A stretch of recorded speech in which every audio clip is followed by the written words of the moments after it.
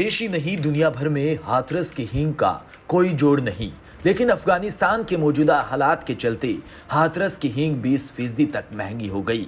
हाथरस में हींग बनाने के लिए कच्चा माल सबसे ज्यादा अफगानिस्तान से ही आता है। वहां तालिबान के आते ही कच्चे माल की सप्लाई की चेन टूट गई है।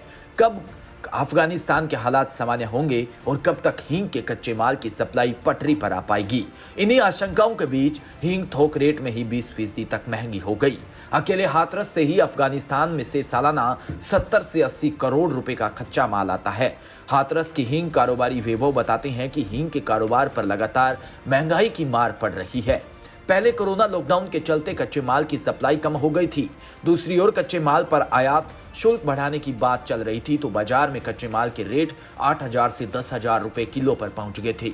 अब जब से अफगानिस्तान में तालिबान आया है तो फिर से हींग में इस्तेमाल होने वाली कच्चे माल रेजिन के रेट बढ़ गए हैं। 10 दिन में 1 किलो रेजिन 2,000 रुपए तक बढ़ गए।